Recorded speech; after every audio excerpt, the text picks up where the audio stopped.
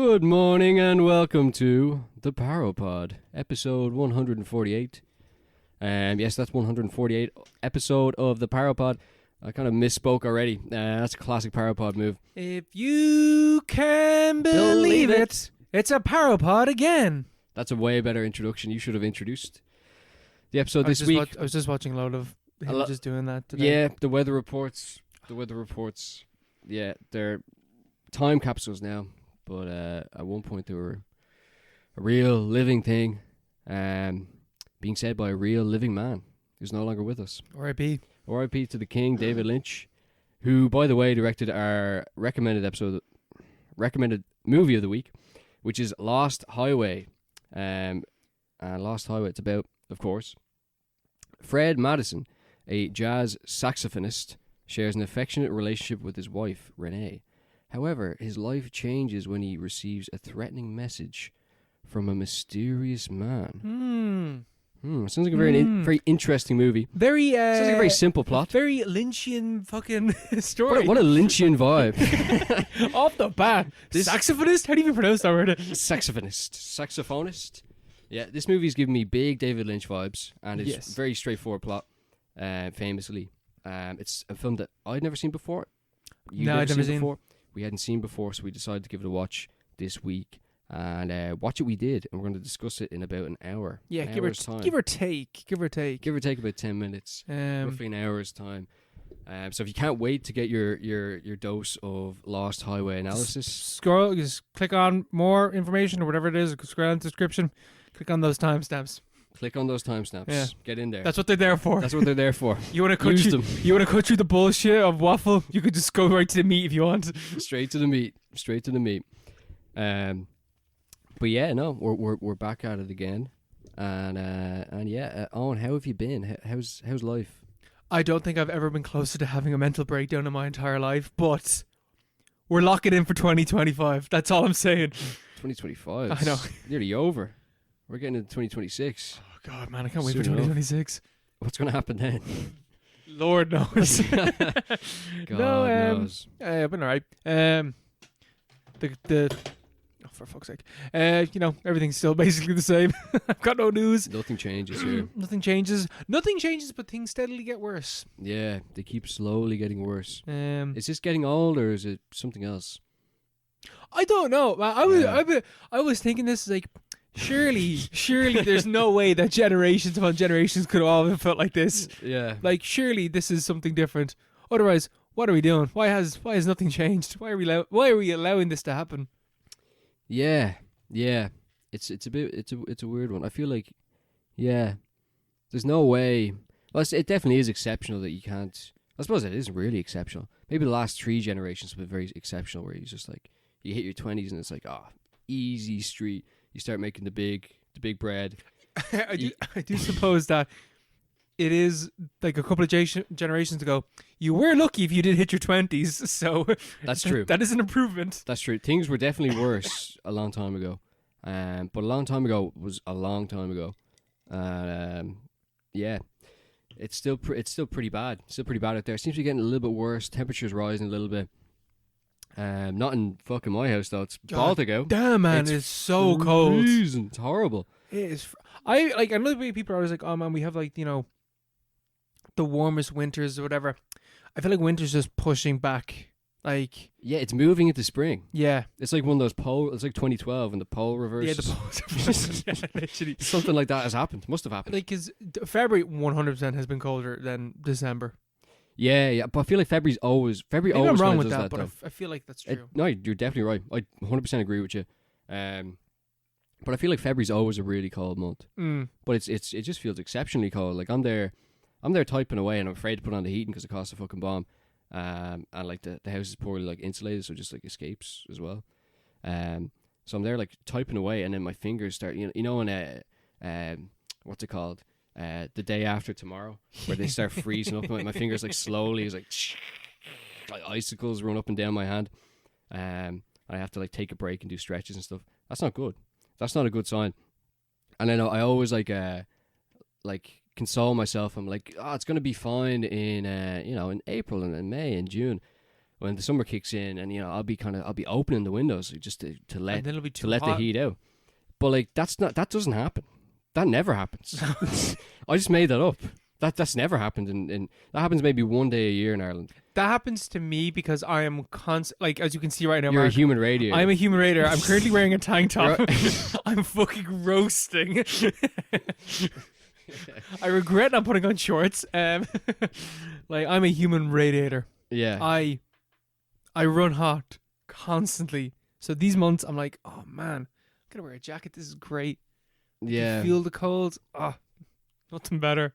I love the cold as well, but like sometimes the cold is too much, especially when I have to leave my house. I hate doing that. I bloody hate doing that. But yeah, no, I've no news either, really. Yeah. No news. Have I genuinely no news? I don't think I do. I don't think anything. Nothing of interest has really happened. No tales of interest. Oh, I lie. I went to I knew there was something. I went to 2 concerts. Right, but more importantly, I went to my first metal gig. Oh, cool. Never gone to one before. Where was that? It was in the Academy. Very nice. For I went to go see Kubla Khan Tex. okay. They're very good. Man, metalheads, they really are a stereotype and live up to that stereotype. Very aggressive people. They're already nice, though, aren't they? They're lovely, but my God, they're so aggressive. I was in the pit, and then I took a step back. I was like, I need to take a breather for a second, and I just felt a hand just like the back of someone's forearm just rest on the back of my neck, and hold there sturdy, and it took everything within my soul not to turn around and literally punch this person in the face. It was like, do not touch someone's neck, and I very calmly, firmly put my hand under their hand and lifted it off the back of my neck, and then just continued, standing where I was, and then felt a kicking behind me and turned around to see that it was some girl that, now to be fair, she did have a broken arm, so that might have been the reason why she was turn around and punch you in the face. That might have been the reason why she was trying to protect herself, but she was stomping into the pit, making sure people didn't touch her, and I just looked and I was like, I need to get away from her because she is going to hurt me if I stand here any longer. So I move away, and about 15 minutes later, I'm standing in the pit again, and I look over, and there's a dude that is just swinging punches randomly into the air and swinging at people. I was like, if I get hit like this, I am not taking a punch to the face. I don't mind if you if you're just swinging around, isn't it? This man was swinging at people with fists closed. I am going to hurt you intentionally if you do that to me. So yeah, but. So what happened? But at the same time, these are the same people that someone falls over in the pit, everyone pushes their way back and picks them up and makes sure they're okay. Yeah, yeah. But also equally will punch them in the face for no reason. It's very strange. I have never been more tired after a gig in my entire life. I was destroyed.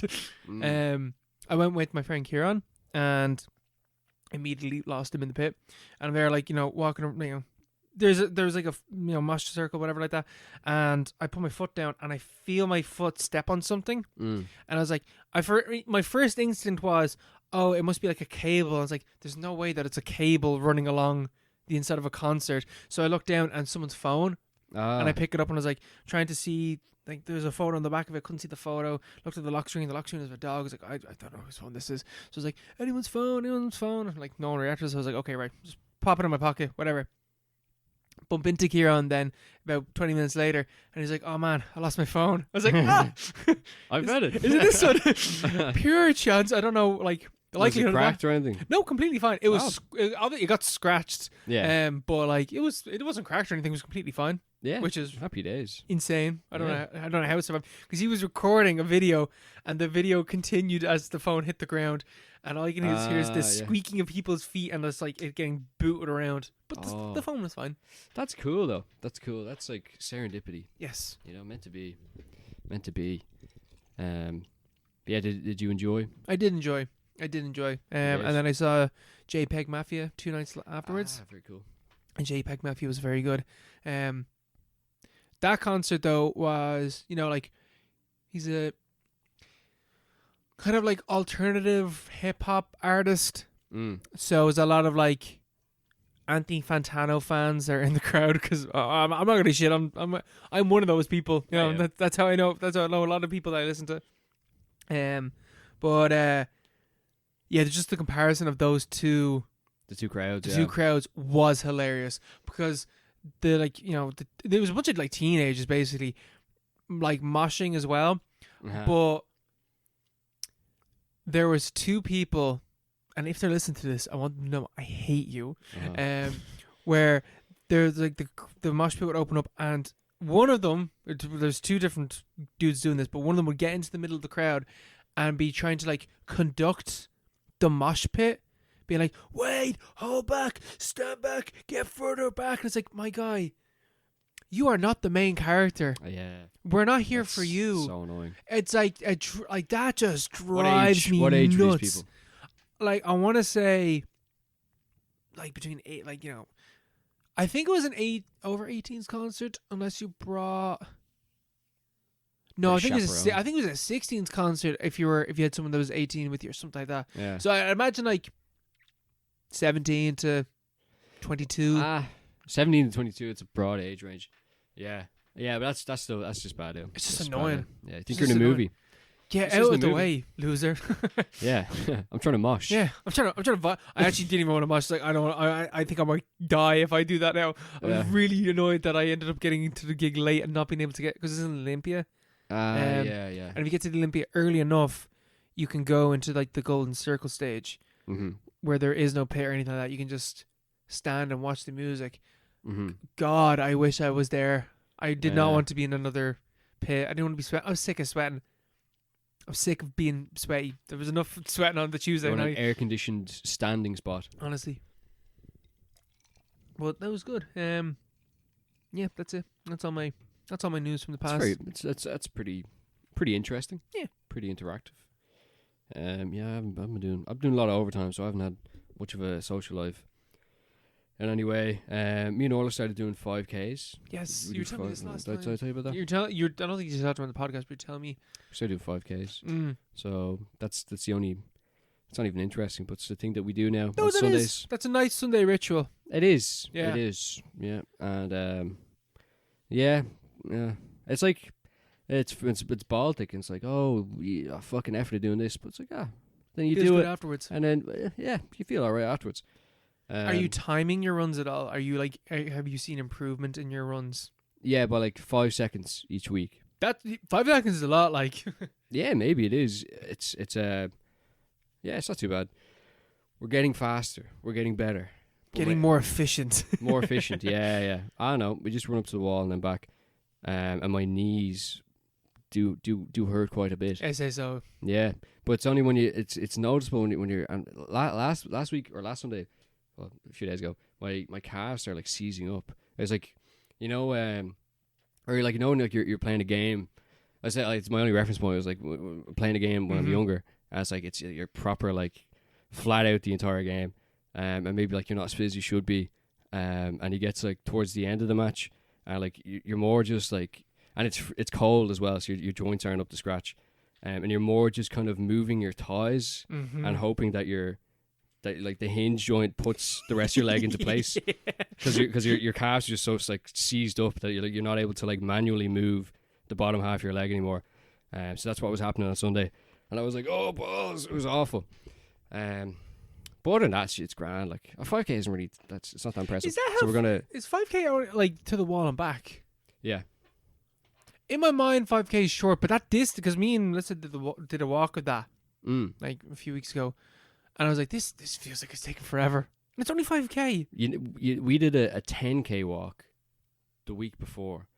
Was it? Oh, no, it was the bank holiday Monday. We did a 10K walk, and we went, where did we go? We went up to St. Anne's, and then we went around to like the beachcomber where we stopped and had like food, and then we walked back, and that was 10 kilometers, but it was only 14,000 steps, but it took fucking years. Yeah. It took so long, but also because we stopped, obviously. But like even just the 5K up to St. Anne's, or like a bit more than 5K, is it It took ages. It took like nearly an hour. We're like, oh, this is a load of bollocks. And then I was saying, oh, we'll get the bus back. I was like, I forgot my card. I was like, oh, fuck me. That's weird. I was like, let's just go walking up here somewhere. Yeah. Walking. Let's just go up this road, I suppose. Do you remember Art School walk? Yeah, we took that route basically. Is that a 10K walk? I think it's 10K. Yeah, because that used to take like that was hours. all day. Yeah. That took all day. But it's only I got back. It's 14,000 steps. It's like people say, like you have Elwins doing their 10,000 steps a day. It's like, fair play. I didn't recognize the graph that gets put into those 10,000 steps. That's only 10K. Because that's like 7-8K. Whenever I do the my morning treadmill walk, that I do, I don't do that at an intense pace. I do like 4 kilometers an hour, and then I walk for like an hour. Yeah. So I get like 4K, and I'm like, oh yeah, cool. 6,000 steps, 5,000 steps. Kind of depends. I'm like, what? How is it so little? Yeah. I feel like I should be doing way more steps than that. Yeah. It's really annoying because I feel like 10,000 steps is nothing. And if you look, do you ever look back? 10,000 steps is nothing. Like really, it is. It is nothing. But it's like, it's only 10 kilometers. Yeah. You know? It should be like everyone should try and get 10K steps in every day. You have people bumping into each other. Everyone's walking around trying to get 10 kilometers in. Like I work retail, and like I don't get 10,000 steps in every day because you're stationary at the thing for a lot of it. No, I try to move around, but I know that if I walk to work and I walk back, that's 6,000 steps. So I did my 6,000 steps, and I walked to the gym, came back, and I've gotten now. The hour, the minute hand is blocking the number, so I don't know. I'm over 10,000 steps in though today. Yeah. But like I did 2 hours of walking basically today. It was time for that. I'm a day off. That's how I'm able to do it. Yeah. You got to be walking for 2 hours. It's just not sustainable, especially if you're like working. It's not healthy. It's not healthy. It's not healthy. It's not healthy to be walking that much. Do you ever look back on like your historical step counts? Yes. Like for example, when you were like today, when you're working in the restaurant, maybe would you have? No. Wait, I'm gonna pull up my phone. I have my all-time record because I was looking at today. Is 31,000 steps or 34,000 steps. Where is the health app? Health. Okay, it's not coming up. I have to search it. Which I was able to do on fitness. Is that where it is? My page. Oh, here we are. Sorry, 37,000 steps. Oh, Jesus. Which I managed on the 4th of August, 2024, which is all together now. Ah, yes. And if I look at the hours, I from 12 o'clock until 3 o'clock in the morning, I did 10,000 steps. That is 10,002 steps to music. No steps until 12 o'clock, and then back again up at like later on in the evening when I'm back playing, like listening to music, and I'm just 2-stepping all day. That's nearly 40,000 steps of just 2-stepping. So you don't need to leave your house really. No, you just gotta go to a rave and just 2-step. Yeah, just 2-step for turn hours. on the gaff. Yeah, just drink loads, and then it told me how many calories do you think that was to burn? Because I was blown away by that.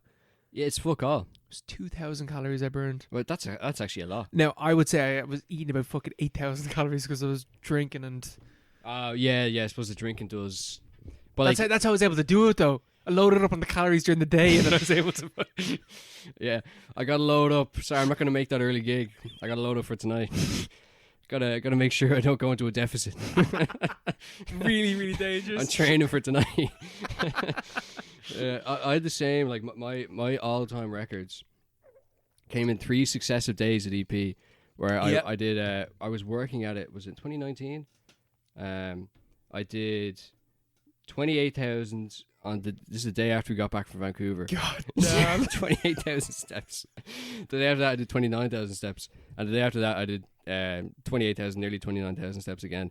And then for some reason the day after that I also did 16,000 steps. I don't know why. Let it be known that there was no 2-stepping for you. You were working. I was working. They were working steps. They weren't pleasure like mine. Yeah, but I was going out at night, and then I was like also like walking around everywhere. And for some reason I was like the lunch guy, so they'd send me all the way across camp just to get the lunches. And then one of the days I showed up and they didn't have the lunches, so I had to walk all the way back, and it took like an hour to walk across the thing. And I was like, I haven't slept in 2 days. 25,000 steps a day. This is just bullshit. Oh, it's horrible. But like That's so funny. these days, like 16,000 steps, I'm like, that's a historic. I'm going to tell Alan about this next week. Like, Oh, man, this is news for the podcast. yeah. I'm locking this in here. Screenshots taken and all. Oh. I will say one of my new favorite phrase though is lock. It's time to lock it or locking in. Yeah. There's something about it. I'm just like I like the energy of it. Yeah, You know what I mean? I like that. Yeah. I even got like I got like some YouTuber like recommended to me. I watched one of his videos about like how to learn languages and stuff like that. I was like, oh, that's kind of interesting. And his new video is how to lock in for 2025. And I'm like, yep, there. I'm locking into that video. Oh, there's something about it. I think everyone's trying to lock in. 2025 is the year everyone's trying to lock in. I don't think everyone's going to be able to do it. Yeah, lock me in my room. I already had the lockdown. Time to lock in. Yeah. That's a story. Black screen story on Instagram. No context. I was locked down for 2 years. Now it's time to fucking lock in. And then next year it's time to get locked up for whatever the fuck I'm about to do. Whatever's happened this year. Yeah. Oh god. Oh, that's brilliant. Oh, That's good. That's a great inspirational poster. honestly, yeah. It's time to get locked up. Tell you who should get locked up though. Eddie Murphy. Well, Eddie Murphy probably, but I was more so Michael Bay. Michael Bay, and Yeah, more yeah. explicitly for that fucking bullshit Juliet and Romeo and Juliet. The whole thing, yeah. Like Michael. Like, and the thing about Michael Bay is he's nothing. There's no dirt on him. It's not like he was associated Oh man, with he's anyone. somehow clean. I don't know how. Yeah. Did you see the video he put up of him like breaking into the Vatican there last week? No, No. Yeah. Look it up. It's really weird. look it up. It's true. It's real. He gets escorted away by the Vatican police. He got into St. Peter's Basilica, to uncover because you know where St. Peter was buried or whatever. Yeah. He was a transformer. With the lore of the Transformers movies now, I would not be surprised. Yeah, no, I don't know if it was. I just saw it, and then like you see something in there. Oh, that's interesting. Just scroll away. Immediately just ignore it. Maybe it was like a promotion for a movie or something like that. But it was there anyway. He did put up a video. He did do something. He did do something like that. He was in the Vatican anyway. I think he met the Pope. And I'm sure that's a conversation I'd love to listen to. I'm sure the Pope probably has watched all the movies. Like, yeah, Yeah. Transformers 3 is pretty good. Yeah. My favorite one. Yeah. Yeah. Okay, so this is the 4th installment into the Transformers Saga. franchise review. Honestly, I really regret picking this. I don't know how I'm going to be able to keep on going. But we're past the stage now where I don't know You what. can back out. I've no. Yeah, we're well past that stage, but we're past the stage where I have seen them. I've only ever seen the first 3, so from this point on, completely uncharted territory. And I've always heard that the dip in quality between the 3rd one and the 4th one, and like from this point on, is insane. I was not expecting these movies to get so bad so fast. Yeah. Like I know that like the first 3, like they're whatever, but like maybe it's just because nostalgia and also like the cast I really like. I think that is a big. I feel like this film is quite similar to the second and third ones. But having said that, this is a very bad place for me to come in on the franchise because I didn't rewatch the other two. But you know them. I've seen them. Yeah. But it's a distant memory, you know. Whereas Age of Extinction, It's better to keep that way. Yeah, Age of Extinction is probably, even before seeing it again, it's probably the most recent Transformers movie that I've seen. When it came out in 2014, that was probably the last time I watched any Transformers movie. Then maybe I saw. Did I see the first one at some point for this? I don't remember. But yeah, but I feel like it's quite similar to the others. It's just the characters are just like so new, and it's there's too many of them, and they're all like wrestling each other for like, I don't know, the sympathy, and so there's like weird. I think like there's a lot going on, and there's not enough time. You know, which is bizarre given the length of the movie and like what's there's not enough time. 2.5 hours long. Yeah. There's not enough time to actually make anyone care about what's happening to any of them, really. Plus, some of them are kind of evil, kind of villainous. Like Mark Wahlberg is kind of evil. And he is not. Mark Wahlberg is not as likable as Shia LaBeouf, and both of them are fucking assholes. Yeah, they're both kind of evil people. Yes, but like like Mark Wahlberg's hard to root for in this kind of character mold. Like he's not a Shia LaBeouf where he's like a lovable guy, but also there's no Shia LaBeouf self-insert kind of thing that you have anywhere in this movie. T.J. Miller's right there. Yeah, another one. Another scumbag. Yeah, and Jack Rayner is supposed to be like kind of the Shia LaBeouf character. And he's supposed to take up the mantle, and he is awful. He's like Pinocchio. He is terrible in this movie. He's a weird accent as well, even though he's Irish in the movie. Yes, you know.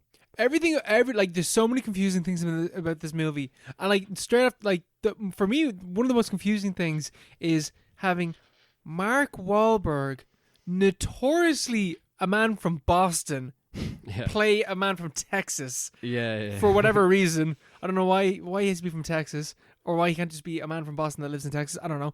Like that does not fit at all, and his accent breaks constantly whenever he has to like get angry. He's really confusing. Jack Rayner. Yeah. The bit where he's talking about, you're going to tell me that this place is going to blow up in 5 minutes is hysterically bad. And then there's the girl. She's rubbish. Who's also really bad, but also like everything about that character is deeply uncomfortable. Yeah. And weirdly, I didn't get it with... I don't know if it just never like clicked with me, but like Megan Fox probably she was like shot just as like as much like gratuitous how do you pronounce the word? Gratuitously. Thank you. Yeah. As like this girl is. But maybe it's the fact that like everyone keeps talking about, and like Mark Wahlberg also keeps talking about how hot she is. Yeah. I was like, why the fuck is your dad talking about how hot you are as well? It's just weird. It's real she's sleazy. Underage. And she's also underage. Yeah. But also like Megan Fox is underage. Her character is underage anyway in the first one. Yeah, I suppose. I'm gonna because I pull this up. in my head because I did wonder while watching this thing, why didn't they just make this character older? And then I found out that she was 18 when this movie was released. You know what? I have a feeling she might not have been 18 when the movie was being shot, and that makes me feel weird. But Megan Fox also probably the same thing. I think you're right on this one anyway. I think she was 17 when it was shot. Megan Fox was born in 1986. So Transformers 1 is 2007. Yeah, so she's 20. Yeah. So she is well of age. So that's why it probably feels less creepy. Fair play, Michael Bay. I thought you'd be a lot weirder with that one. Your one in this one is, to be fair, well, you gotta hand it to him. It is over the boundary. It's fine. Oh. It's legally okay. Thank God. It's she was 19. Sorry, she was 18 when the movie was released. I looked this up. No, when the movie was shot. When the movie was shot. Well, unless I assume the movie was shot in 2013. Presume so. So she would have been 18. Cutting it fucking close though. Yeah, she would have been cast when she was 17 anyway. God damn. Hey. Yeah, the script would have been written. Probably. So we need a really hot girl. Like she's a billionaire though. She's married to Brooklyn Beckham. Is she? You know, David Beckham's son. That is mad. Yeah. She's in the last Airbender movie as well. That's like not as like interesting a fact as either of these two things you have to bring up. The really bad one. The Shia LaBeouf. What's the name? The Shyamalan one. Yeah, the Shia LaBeouf last Airbender movie. That would have been. Ang. What the hell happened? Optimus. What's his name? What's the big Appa? That's it. Appa. But yeah, so all the characters, I hate every single character in this movie. Hate them. I don't like any, and I hate all the Transformers as well. John Goodman is like the only good Transformer in this movie. John Goodman? Which one is he? He's the big bearded one. He's got all the guns. Oh, right. Yeah. And then you have the guy that is in Inception. Oh, what's his name? The Asian guy, Oh, Ken Watanabe. oh, okay, yeah. He's the samurai transformer.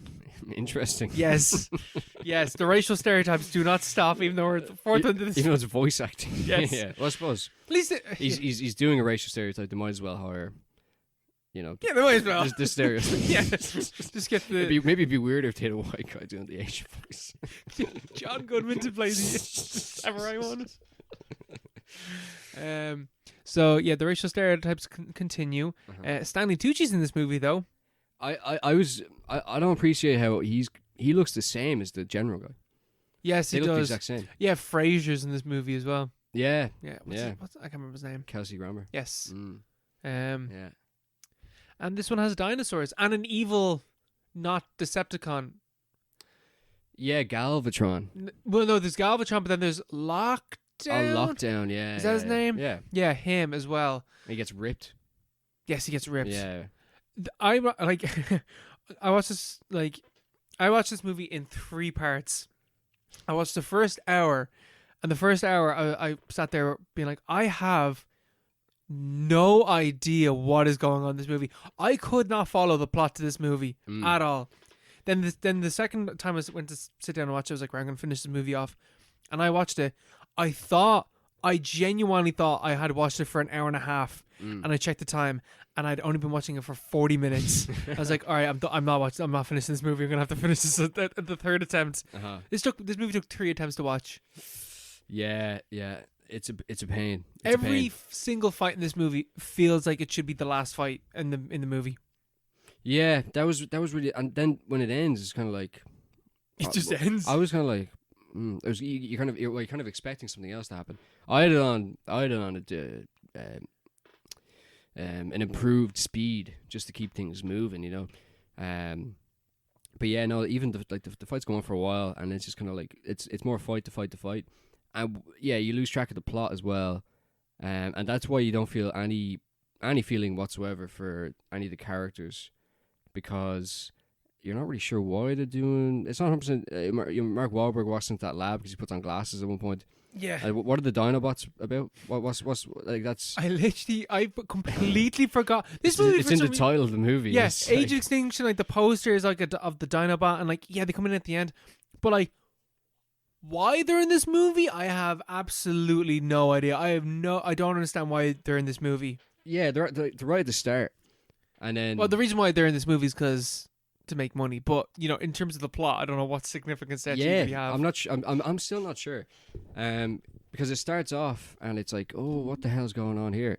And they have an Irish guy down in the quarry, and he's found a dinosaur.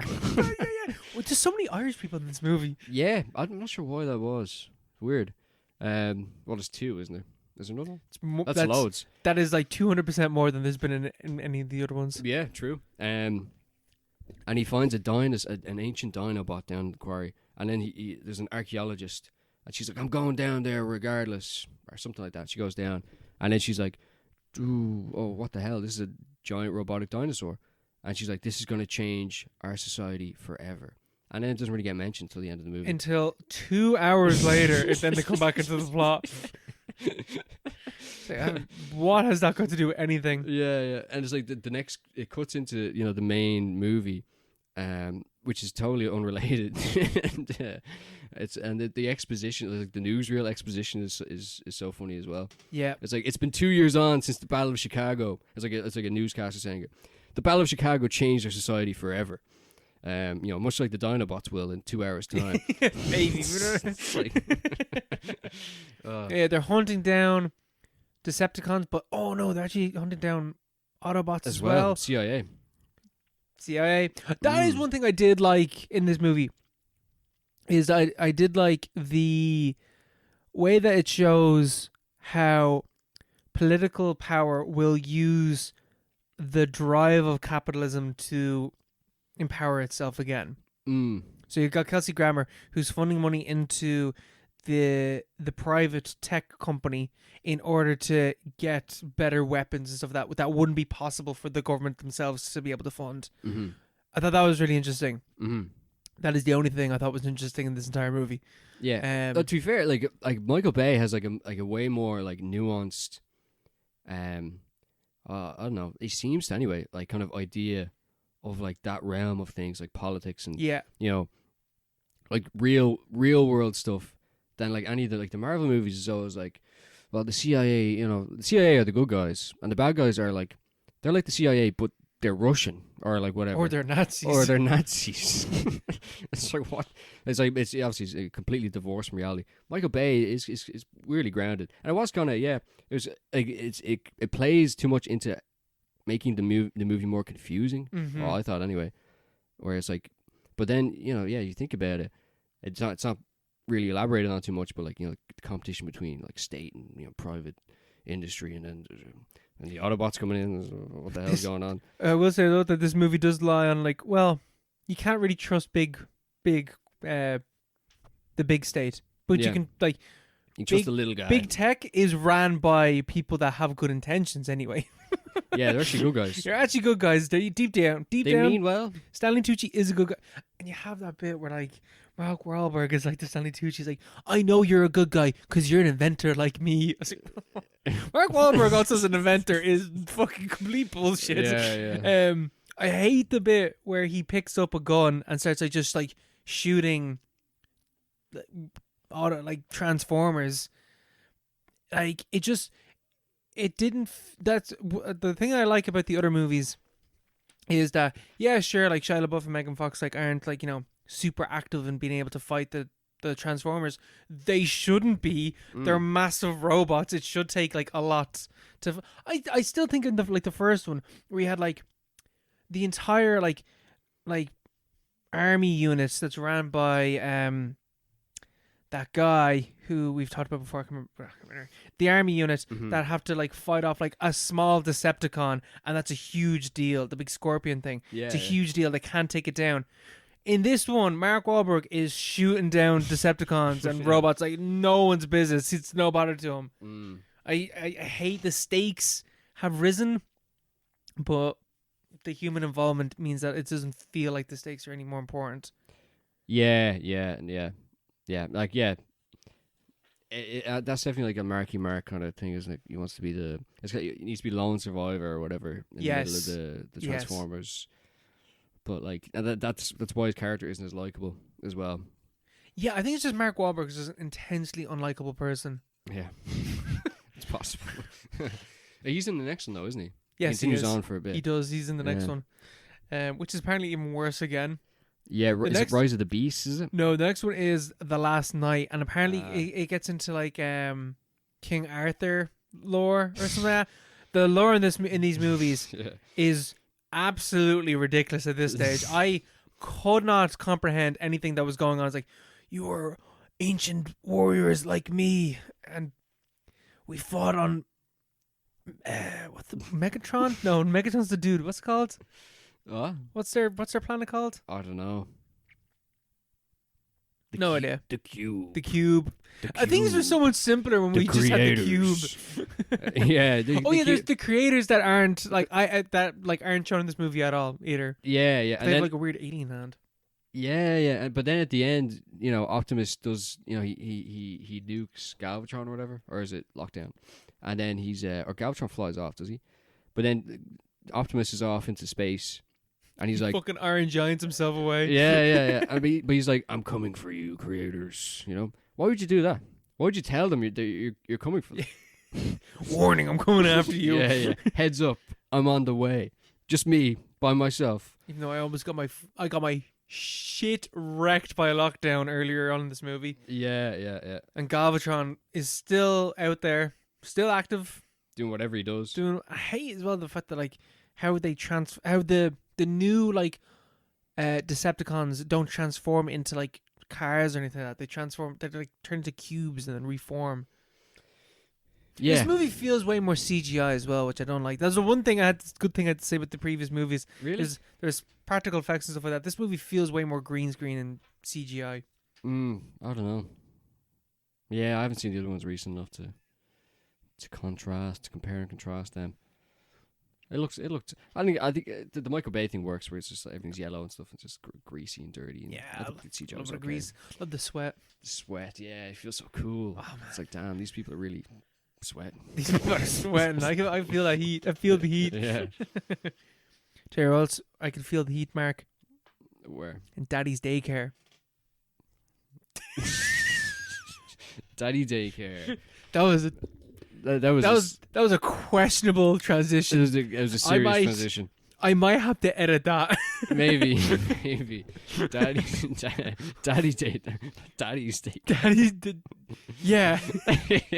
Eddie Murphy makes me sweaty. That's better. Eddie Murphy makes me sweaty. Yeah, that's a good one. Daddy Daycare, little classic movie from 2001. June 2001, summer 2001. Daddy Daycare it's a classic movie. I think most people have seen that are around our age. Definitely. It's a standard Eddie Murphy movie. It's good. It's a laugh. You know, it's Eddie Murphy's work at day. He's trying to provide for his family and kids and whatever. He's got a little son, Ben. He's got the wife. He's always fucking on his case about working too much. But no, he's living the American dream. But then he gets sacked. He gets laid off. He's a marketing exec or some bullshit like that. He works in the office. And so his wife needs to go out. She needs to start making money because he's a bum. He's a lazy bum. Doesn't get a job for like weeks afterwards. All this time he's got his best mate Jeff, who also worked with him. And now he's also unemployed, equally broke. So the in a hilarious turn of events, the women go off and start making the bread. The men are left at home, and what do they need to do? What responsibilities fall back on them? Rearing the child, looking after the baby. Gender roles swap. Oh, and hilarity ensues. So that's the thesis of this movie. Wouldn't it be funny if men did women jobs? But it pays off. It would be to be fair. And it's hilarious. It's hilarious. So he has to look after little Ben. But him and Jeff. Is his name Jeff? I can't remember. That's the name of the actor anyway, Jeff Garland. But he's great. He's hilarious. He's hilarious in everything. He's in Curb and all. But they decided to make a little business out of it. And set up their own daycare center for the mammies in the area or the daddies in the area who don't want to look after their children. So they want to leave the kids in the care of someone else. And there's only one daycare center in town. There's only one play school. And I can't remember what it's called, but it's like an evil play school. Evil Babies Incorporated. Yeah, it's called Evil We Hate Children Incorporated or something like that. And they have the whole thing where, they're immediately jumping onto fucking Aristotle and listening to Bach and stuff like that. Yeah, literally, yeah. And they all have the desks and they have uniforms and they have a very strict system.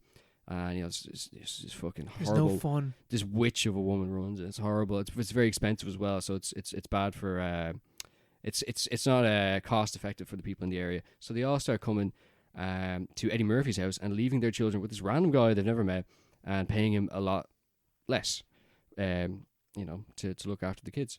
Fair enough. And hilarity ensues. And he's looking after these kids and starts growing and growing, and they have to kind of navigate the red tape and the bureaucracy of what are your ratios? You need to have a certain amount of practitioners. Feel like you need to get Garda vetted as well. yeah. Maybe back then you didn't. Definitely these days, this business model wouldn't last a day. But back in 2001, you could probably do all this if you wanted to. Or just run out of your front room. In fact, I know for a fact that was definitely happening. That definitely was happening in 2001. Here's a question for you, because anytime I think about Daddy's Daycare, I'm instantly reminded of Cheaper by the Dozen. Those two movies are synonymous in my mind. Yeah. What is the plot to Cheaper by the Dozen, though?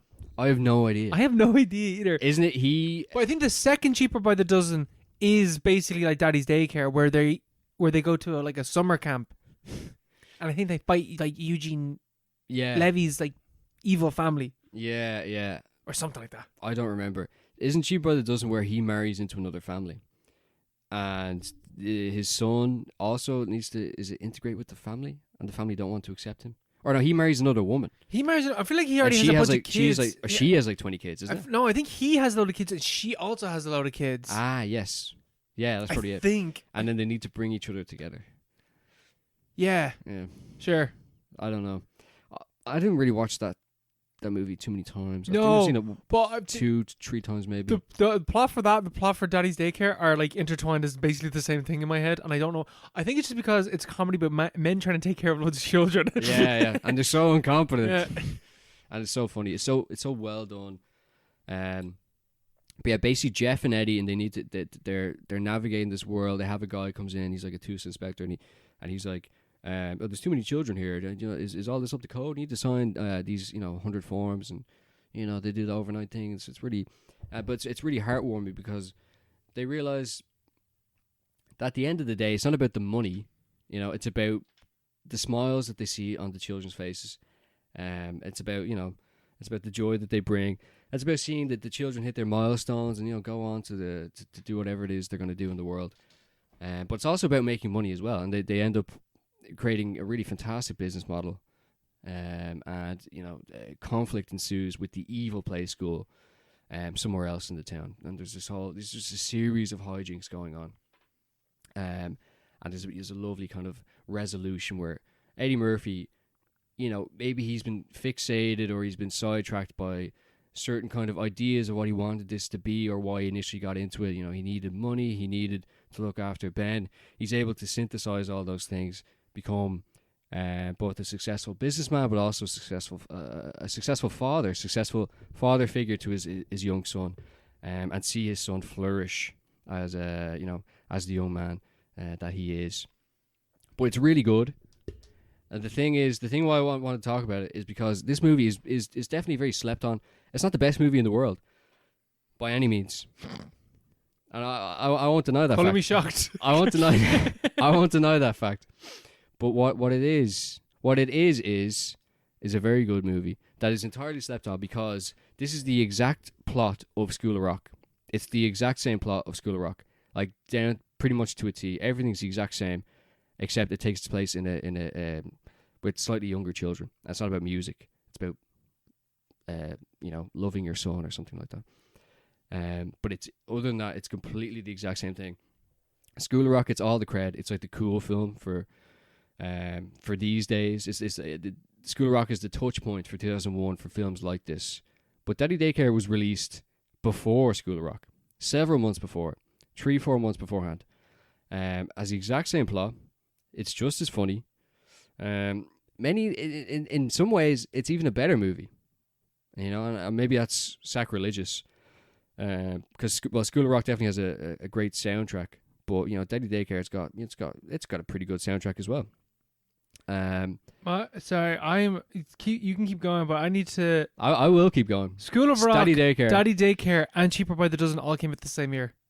Really? Yeah, they're all 2003. That's world historic. You don't get that these days. Mid-budget kind of throwaway comedies that go on to have a legacy greater than. I also didn't realize that you could ever expect. So Daddy Daycare 2 is Daddy Day Camp.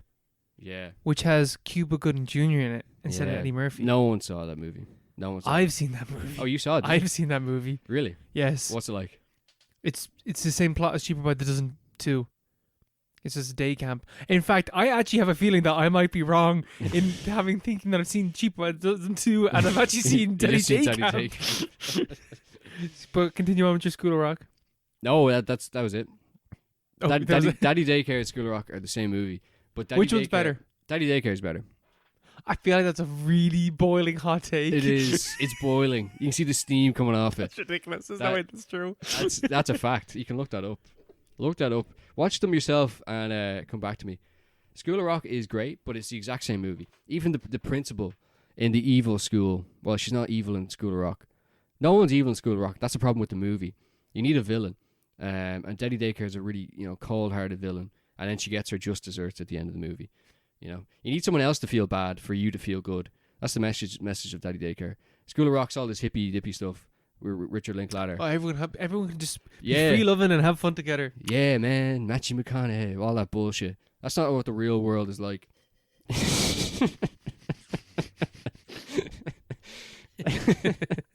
Daddy Daycare is what the real world is actually like. Businessmen. You gotta step on people to have fun. You gotta crush your business competition. No, seriously though, it is a good movie. There's no. I'm not surprised that you prefer Daddy's Daycare because it's directed by the same guy that did Mall Cop. Oh, Paul Blart Mall Cop. That's another slept-on movie. This makes sense now. That's a slept-on movie. And Dr. Dolittle 2. Oh, I've never seen that movie. I've never seen that movie either. Is that the Eddie Murphy one? Yes, it is. I've never seen them. So Daddy's Daycare. It's Daddy Daycare. I keep saying Daddy's, but it is Daddy. It's just singular. Daddy Daycare and Cheaper by the Dozen and School of Rock all came out the same year. That's crazy. 2001. What else happened that year? Sorry, these are 2003. These are all 2003 movies. Are they? Yeah. But the plot for Cheaper by the Dozen is not what we thought it was. What is it? It is just that the family just have like lots of kids. It's not like there's nothing. Is there conflict though? That's the whole the thing. conflict is that they the dad moves to some other university to be a football coach, and they just have to put up with that. They just have to put up with moving to a new location. And the family are all just so they don't intermarry. Nope. There's nothing like that. I could have swore that's what I it was. could have swore that was the plot as well, but that is not the plot. They're like they just have 12 kids. They just have a lot of kids. It's not very funny. Yeah, it's impressive. The director for Cheaper by the Dozen is the same guy that did Free Guy and Night at the Museum and Deadpool and Wolverine. Oh, really? There you go. What a CV. What a CV. Yeah. What do you think of what was that third movie? Night at the Museum. Night at the Museum. What do you think of them? I like the first one. Same. Second one's alright. I watched the third one recently and I thought it was absolute dog shit. Dog shit. Yeah. Awful. So bad. Horrendous movie. Is that the one where Darth Vader's in it and stuff? That's the second one. I thought that was dog shit. The third one is they go to England. They go to England. Okay. They go to England. The British Museum. Yes. And there's not really a villain until the King Arthur character just starts becoming a bad guy. Because I think what happens with the third one is like it is so clear that everyone is completely checked out of this franchise, and they are just doing it because they're making a lot of money off of it. Mm-hmm. It is painfully unfunny. Yeah. Every scene that has comedy, and that's quotation marks of that comedy, goes on for far too long. And it's the same, and Ben Stiller's shit in it because he's just checked out. Couldn't care less. Whereas I feel like the first one's like, it's an interesting idea. Yeah. It was a funny concept. Yeah. Yeah. I feel like the third one also might be, one of Robin Williams' last movies. And he's Teddy Roosevelt. Yes, he is. Mm-hmm. Yes, he is. I see. What a sad way to go. Terrible movie. Yeah. Bad movie. First one, I always liked the first one. Though. Yeah. I did like the first one. I was a big fan of that back in the day. It's a very magical movie, I thought. It just has the heart. It has the heart. Yeah, it has a bit of heart. Just need good family movies. Yeah. Yeah. Where are they gone? There's no family movies these days, is there? There's no Cheaper by the Dozen for there's no comedies like that anymore. Yeah. They just don't make comedy movies anymore. Why really? is that? I don't know. Probably woke. Comedy's just all on TikTok, ain't it, bro? People don't have the headspace to sit down and watch a 90-minute comedy movie anymore. Yeah. Watch Rory stories on Facebook Shorts. Easy. Yeah. Easy. Digestible. Yeah, I don't know. It's weird. It's weird. Interesting. It is. But even like the comedy movies that do come out, they're always something else. It's like a comedy action movie, but it's like it's never that. Yeah, funny. like not Free Guy. What's the one? The Fall Guy was like a comedy movie. Yeah. But like it's not funny. It was like primarily an action movie though. Yeah. Mm-hmm. And because it's mainly about set piece and all that stuff, like those movies are never that funny. Like they're never. I can't think of any movie that was like that. Really, that was such a funny movie. That wasn't, pretty much exclusively a comedy movie and nothing else. I haven't really thought about that. They don't make comedy movies anymore. Yeah, that's a good point. Like, who's a comedy? Because if you look at like, you obviously have like let's say, who is the guy that's in Cheaper by the Dozen? What's his name? Steve Martin.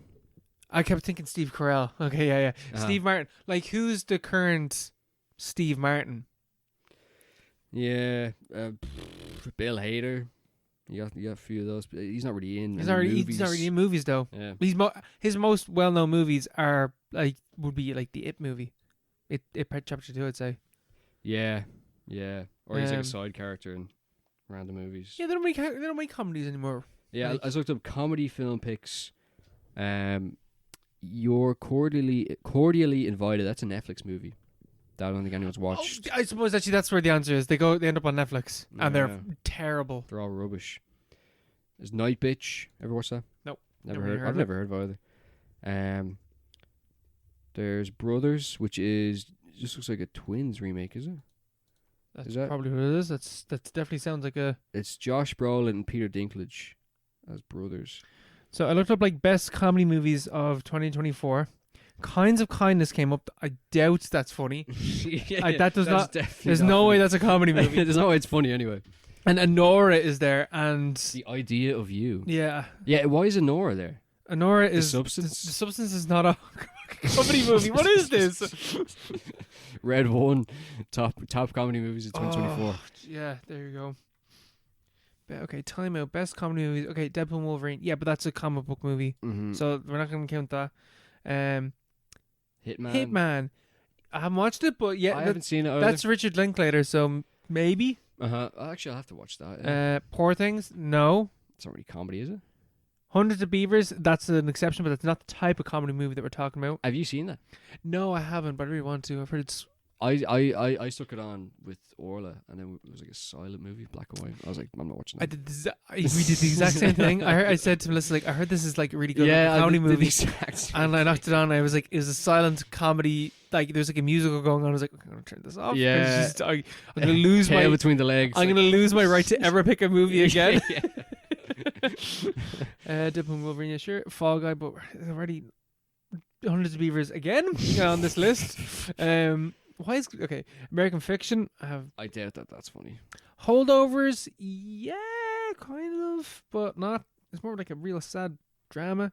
Nature of Love. Never That's heard of. definitely not funny. Kinds of Kindness is like again we rejected it. So Mean Girls, a remake, and it's meant to be dog shit. So no. Destroy All Neighbors. Maybe that's one. Uh-huh. The Idea of You, never heard of. Kung Fu Panda 4, no, it doesn't count. And that's it. Yeah, Bleak. Bleak. So not all those comedy movies aren't really.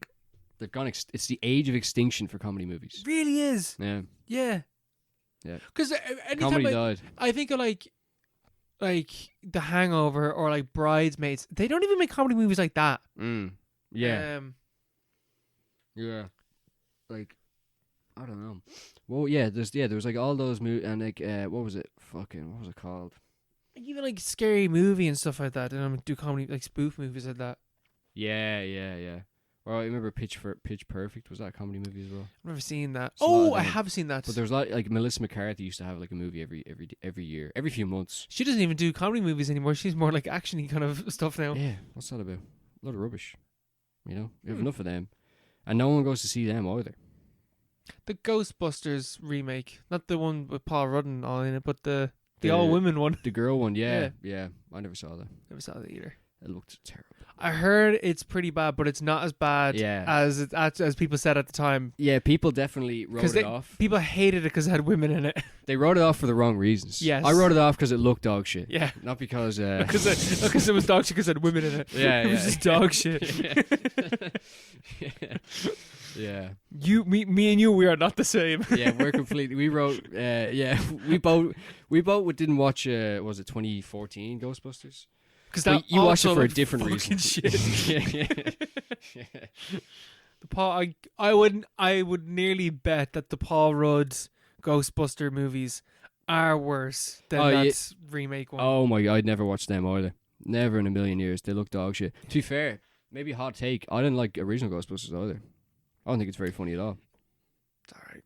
I don't understand why people. I think it's American. It's an American thing where it's like It's American Institution. yeah, Americans Because love it's it. got Saturday Night Live. All the cast of Saturday Night Live. It's like, oh, Yeah. American Institution. And it's like, oh man, John Belushi is so funny. What? Who's that? And so you watch his movie. It's like he's not funny at all.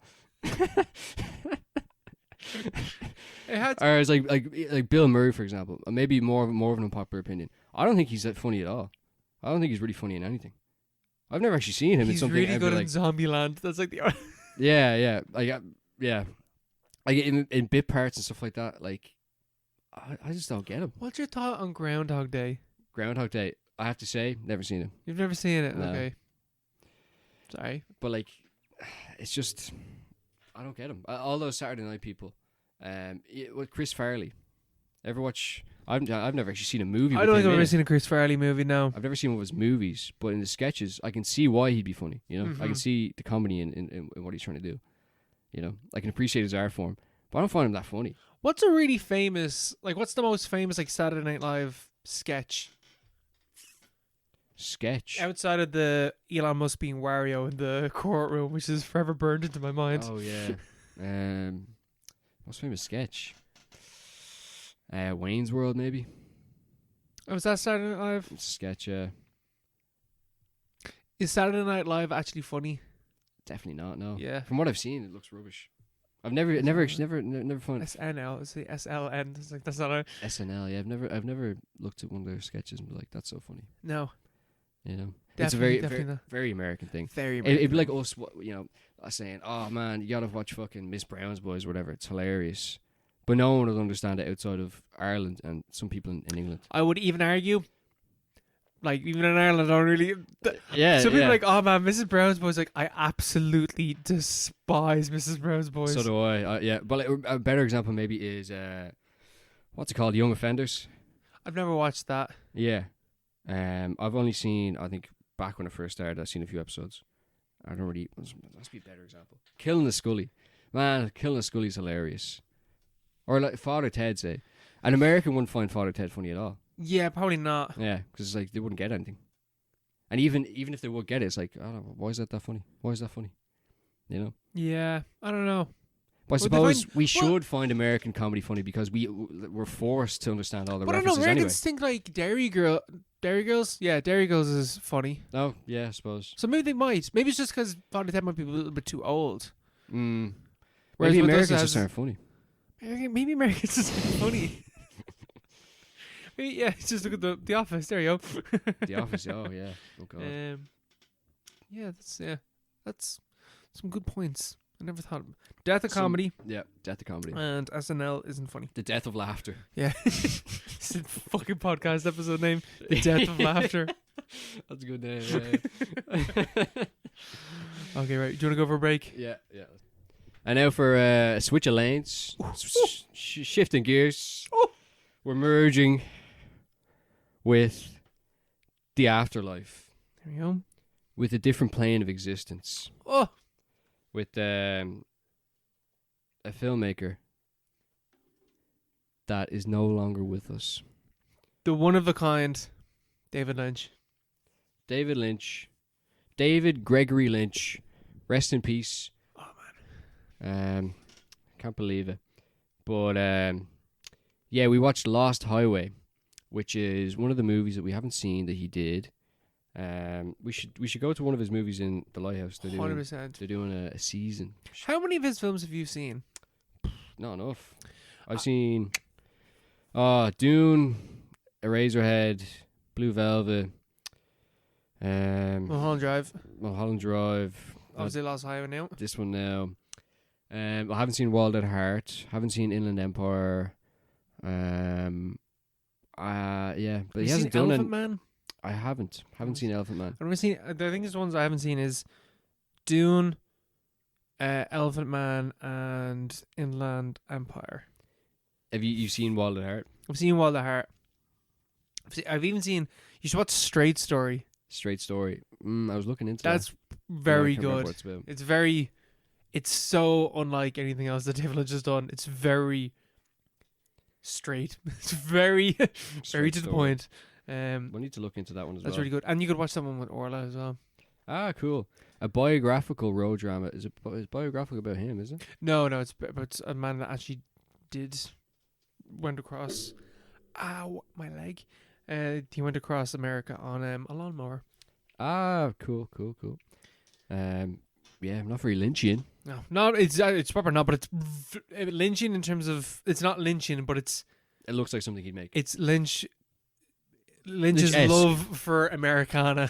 Yeah, I love Americana. I have to say, I love Americana. But yeah, we should see one of his movies in the Lighthouse. I don't know how long they're going to do that, but we'll see. We'll look into that later. But yeah, quick synopsis of The Lost Highway, or Lost Highway. As quick as one could be. It's quick. This one's a bit longer. From this inventory of imagery. This is not a fucking. I was going to say what? What do I This is not a synopsis. This is an explanation of what the movie is, but like taken completely out of context. Yeah, no, sorry. This is okay. I'm gonna do one from lynchfandom.web. Oh, here we go. So this is legit. This is hardcore. This is legit. The film tells a story. The film tells the story of a saxophonist who was accused under strange circumstances of the murder of his beautiful but supposedly unfaithful wife. That's it. So this is exactly what it says in the tin. Very straightforward. It's about Bill Pullman, the guy from Independence Day, and he's a talented, successful saxophonist, and he plays. I would say saxophonist, but I guess that's not how you pronounce it. Saxophonist. Well, it's like, you say telephonist, you don't say telephonist. That's what I'm going off. I would never say any of those words. Telephonist isn't a job that exists anymore. But yeah. So he's a saxophonist, and he's a saxophone player. He's a saxophone player. Yeah. There we go. What would you say? A trombonist, like a trombone player. A dickhead is what it's called. Yeah. An accordion player, not an accordionist. But he's a successful saxophone player. As we see, he's playing all these weird parties, and having the time of his life, blasting away. Getting fucking sweaty with it. Yeah, just like absolutely piping the reeds, and is that what I don't know what you say for saxophones, but he is a very successful guy, and he lives in a big house, which is apparently up for sale. Oh, in real life? Yeah, apparently for sale now. Apparently Lynch owned it, but now it's being sold. Damn. Lynch owned this house, big, blocky, kind of brutalist house somewhere in California. Lives there with his beautiful but supposedly unfaithful wife. And yeah, a lot of weird shit happens. And it's clear from the beginning there's some obviously something weird, some weird shit is about to go down. It's a David Lynch movie.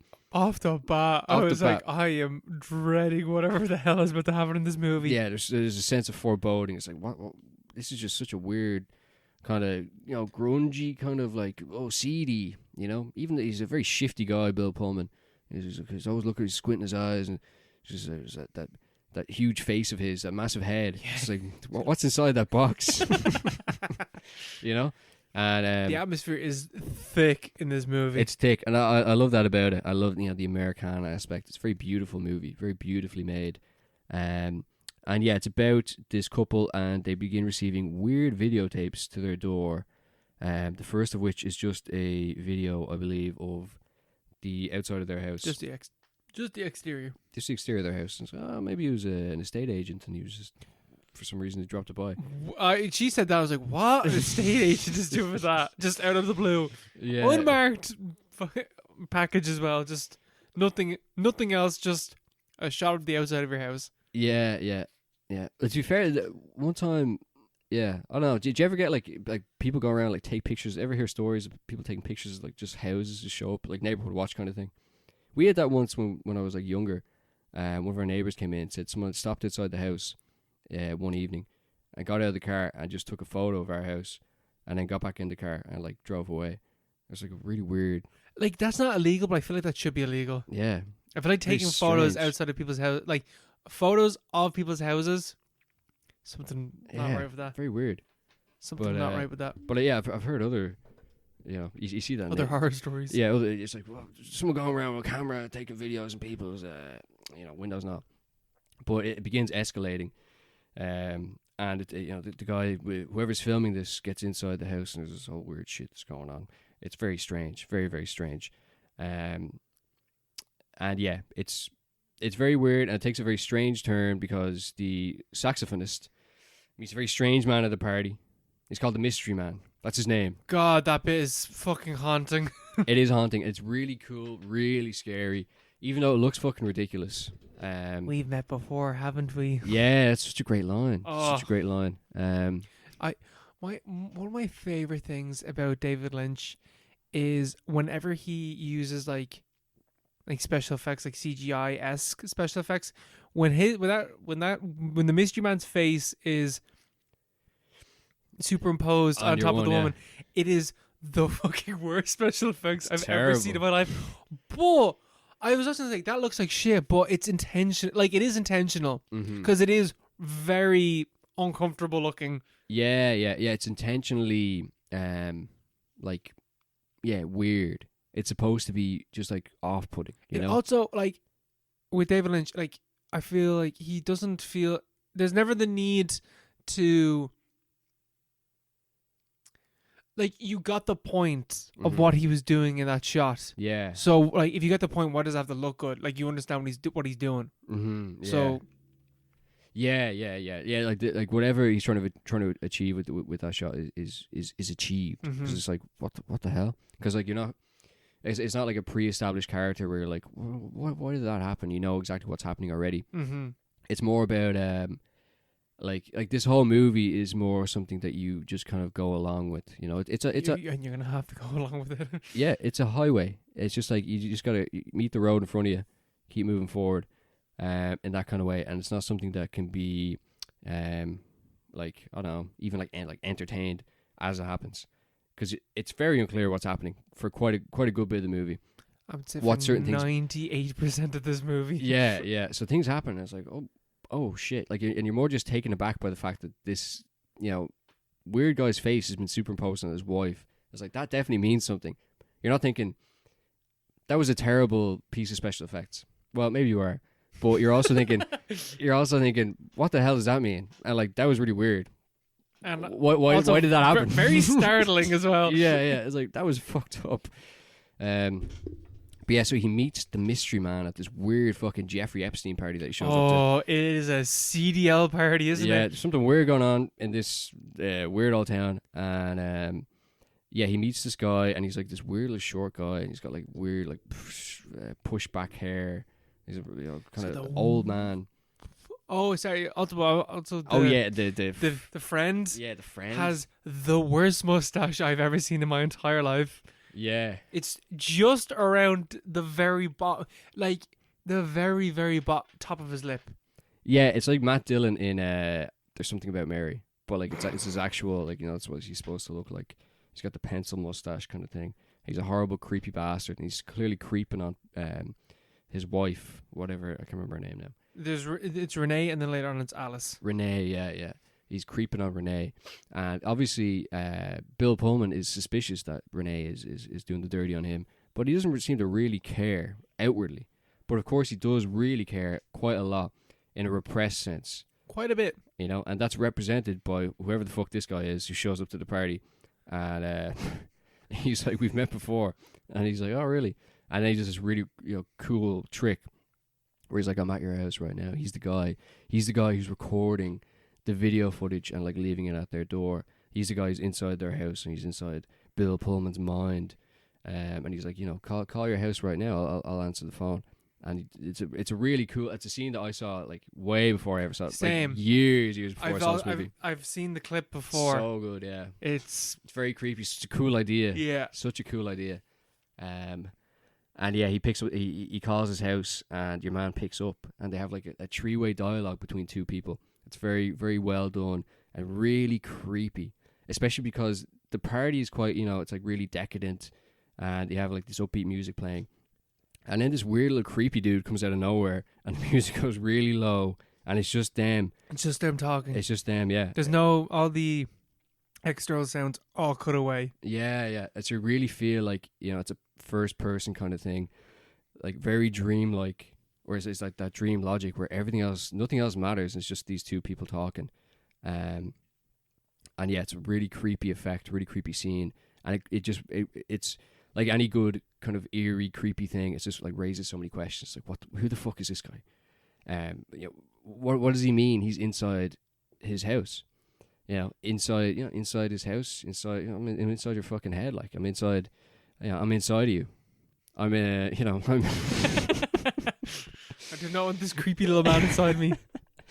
But like, yeah, it's such a well done scene, and you can feel like the paranoia, within Bill Pullman's character. But it also like it does this really good job of like Lynch, his whole like dreamy thing, where it's like the dream logic of his movies, and it's just kind of the internal kind of workings of someone's mind, are made external during the course of the movie, or like, is this scene real? Is this scene not? Like, I think that scene does a really good job of like kind of showing us what is happening inside Bill Pullman's head, is kind of the same, or is something that we're not seeing at all through the course of the movie, but we can really feel it. Yeah. Like at each point, like there's just always, you can always tell that there's something really wrong, and even the way like it's a very understated performance, but he does really like. He does play it off really well. He's just kind of like, even your man like creeping up on his wife. He's kind of disinterested, but he's, straight away he's approached by the mystery man, and like this guy's inside his head, and there's just something speaking to him. It's inside his house. It's like inside his mind. Something that's trying to get out. Yeah, yeah. Something is wrong, and like this man is like like as you said, like very creepy, very threatening, and the fact that has just happened after clearly something weird is going on with Renee and her friend. It's but also the fact that like he's actually real as well. Yeah, like yeah. Other people can see this mystery man. Yeah, yeah. He's like, who's that guy? And your man, was it Frank or whatever? Like the creepy guy. He's like, oh yeah, that's was it Don Laurent? Yes, that's Don Laurent's friend. Yeah. And also that's the important thing is that this movie, exciting incident. Yeah, this movie starts off with I was going to say Bill Hader. What's his name? Bill Pullman, yeah. Bill Pullman getting like in his gaff and gets a knock at the door on like a telecom ring. Yeah, What the fuck the it's called? intercom. Yeah, intercom, and just said Jean Laurent is dead, and that's the instigating moment. But that's like, I was reading something somewhere where it was talking about like how David Lynch a lot of the time has like key phrases that like is like the anchor to help you kind of understand what's going on in a lot of the movies. And this one, John Laurent is dead, is John Laurent? Yes. Is it John Laurent? John or Don or something, yeah. Don Laurent? Wait, let me just double check that. It is Dick Laurent. Dick Laurent. Dick We were Laurent. way off. Yeah. We were at the D. Dick Laurent is dead is the phrase. And then he turns to Renee's friend and he's like, who's that guy? And he's like, oh, he's Dick Laurent's friend. And then Bill Pullman's just like, isn't Dick Laurent dead? He's like, how'd you know Dick Laurent? And yeah, he is dead, but how'd you know that? Yeah. And so, weird vibes. So then they go home, and then you have this weird, lucid scene play out, and then we wake up the next day, and Bill Pullman gets another tape, puts in the tape recorder, and it's a footage of him sitting around his murdered wife, butchers. Yeah. Heavy. And I was like, that's good. It's scary as well. I was like, well done. Oh, what is this? And then he's actually in prison. I was like, oh, that was real. What? Like, he actually murdered her. Yeah. And then he has a transformation. Yeah, he transforms. Just he turns into Pete, the mechanic. He turns into a guy called Pete, but like he literally turns into Pete. And it gets a bit hazy here. Because like the guards wake him, they're going to wake him up. And it's like, hold on a second, you're not Bill Pullman, you're Pete the mechanic. They don't say that, but like they're like, this is not the same guy that was in here before, and he's on death row and all like, and they're like, no one can escape from death row. Like it's never happened before. They're like, Balthazar Getty. Oh, what a name, Balthazar. Balthazar Getty, is that yeah. correct, Balthazar? Yeah. He's the grandson of fucking John William Getty or whatever, like the Getty Images guy. What? Yeah, billionaire. Man. Yeah. I thought I thought Justin Theroux was in this movie. Yeah. So I was like, when I kept looking, I was like, you're not Justin Theroux. And also, that wouldn't even make sense. Justin Theroux would be like, I don't think Justin Theroux would be the same age as you right now. Yeah. No, yeah, a lot of characters, I think, a lot of Lynch movies kind of look the same. This guy looks really nondescript. But But yeah, he's Pete the mechanic, and they're like, this isn't the same guy, and they're like, and everyone's like, yeah, he's not, and so like, okay, let's just let him go. I suppose it was. It's like, what? This is not to let him out, I guess. Yeah, they're like, they're so forgiving. They're like, we don't know what happened here, but let's just let this guy go. We don't know where this wife murderer has gone. Yeah, there's a guy on the loose, but whoever's in that cell Isn't the guy? it's not him, so we're gonna let him go. And they just let him go, and he goes back to his family. His family being Gary Busey dressed up as the Fonz, and his and his wife. They're like greasers for some reason, but it's in the 90s. It's so good. It's so that's like it's very Lynch, very like the. And it's just like the anachronisms of it all, like, you know, it's very much in the 90s, like the video cam footage, all that stuff, and like the parties. Yeah. But then it's like Gary Busey just shows up and he's dressed like fucking Danny out of Grease. Yeah. Like He's got Sandy. he's got Sandy with him. He's, hey Pete, Hey Petey, what's where up? you been, man? What the fuck happened? Sorry, we're skipping two. We're skipping major points here. 2 point. One thing that I want to pull back to though is the bit where so when they get going back a bit, when Bill Pullman and Renee, when she's still alive, get two detectives to come to the house to be like, what the fuck? Someone's after breaking into their house and like videotaping us in our bed. And the detectives ask her, do you have any video recorders? And she goes, no, I don't. And Bill Pullman turns around and goes like, oh, I don't like them because I like to remember things how I remember them. And they're like, what do you mean by that? And he's like, well, like a video recorder records something and like shows you like what happened exactly. But I don't like that. I like to remember things how I remember them happening. And straight away I was like, that is a very, very strange detail. Yeah. I feel like that that's a very specific thing to say, Bill Pullman. Yeah. Why did you say that? I feel like maybe like this might be what does that mean though? Oh, well, when we get onto it later, I think what it is that's this movie. That's like what we're watching is his memory of whatever what he has done, and then because he has to face the fact that like the video footage shows you committed these murders. Yeah, you did this. I don't remember that. But he's in his head. He's like, well, I don't remember that being the case. Yeah. Okay. The video camera does not lie. Yeah. All right. Yeah, that's an interesting detail. Yeah. It's like the detective. Oh, interesting. That's an interesting thing to say.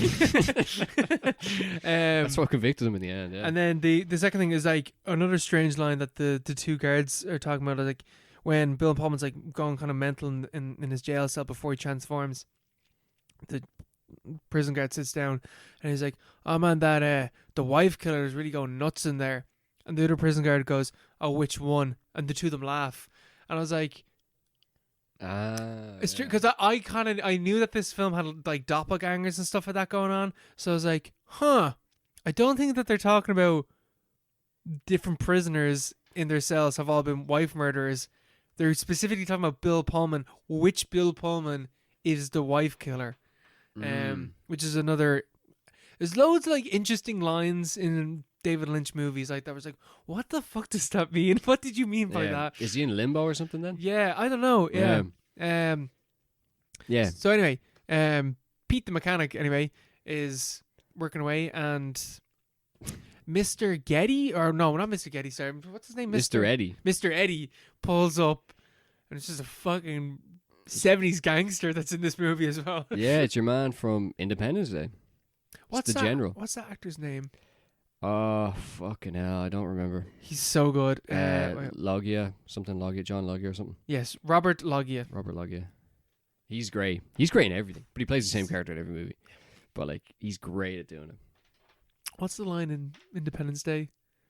Oh, what do you mean? Honey, I'm home or something. What is it that he fucking shouts? Oh, yeah, that's the other guy, isn't it? Is it? That's the conspircy guy. Oh, whoops, right, wrong person. I think he's the general in Independence Day. Oh, okay, right. You can't do this. That's an insane idea. Like that, he's like that kind of guy, you know. And then it's like Bill Pullman's like, relax. I'm the president of the United States. He's gonna blow up that alien invasion ship or whatever. You're talking about, sorry, you're talking about Independence Day or you're talking about Lost? It's all the same. It's all the same movie. It's all the same, man. Eternal recurrence. Yeah, he's great. Mr. Eddie's great. He shows up and he's a G, but he's also a deeply abusive scumbag. Yes, he is. Yes, he is. But he's not dissimilar to I was about to say Anthony Hopkins. Oh God, your man that's in Blue Velvet. Hopper. Yes. Yeah, what's his fucking name? Edward Hopper? No, that's the painter, isn't it?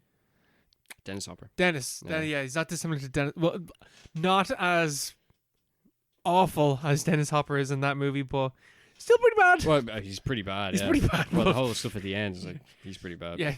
He's pretty evil. It's pretty bad.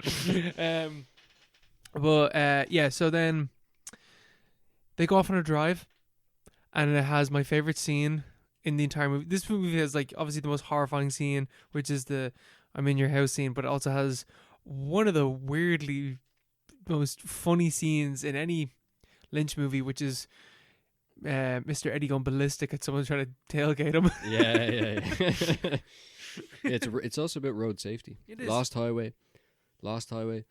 That's that's where the people killed in road accidents live for the rest of their days. You know, the Lost Highway of Souls. Tailgating. Don't do it. Don't do it. 2 car lengths. 2 car lengths. You know this as well. I know. As a fellow provisional driver I license. got my driving test next week. Really? Yes. Ah, what day? Next Friday. Next Friday. Very nice. So I've learned my lesson. Don't tell. Go for a few pints on Thursday night. Oh, I'll tell you what. Woo! Bad Friday morning. Friday morning. It's 7 a.m. on Friday. Let's celebrate early. Yeah. Get them in Thursday night. Get the bag on, be great.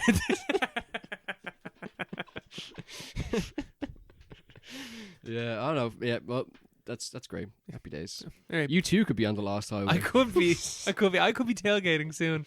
Yeah.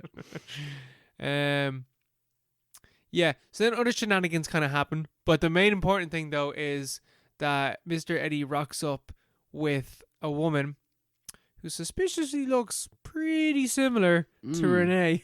Yeah, but she's not Renee because she's blonde. She's blonde. Yeah. I'm just gonna different name. Alice or something. Alice. I Yeah. swear to God, at this stage I was like, I kind of get what's going on. Then at this point, I was like, I have fucking no idea what is happening now.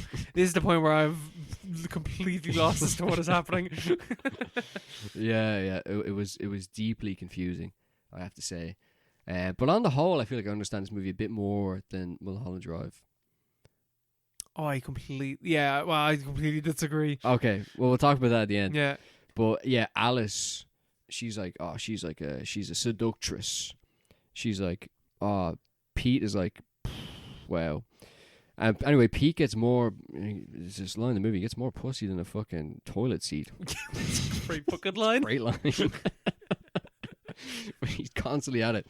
He's a fucking horn dog, and he's getting it on with Alice as well. He's got her on the side. And Mr. Eddie isn't too happy about that. No, he ain't. And he's getting more and more aware.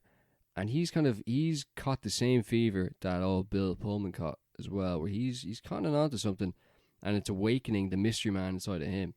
And he's like, what the fuck is going on here? And he's not happy, and he's threatening Eddie, and he pulls a gun out on him. He says he's going to stick it up his hole.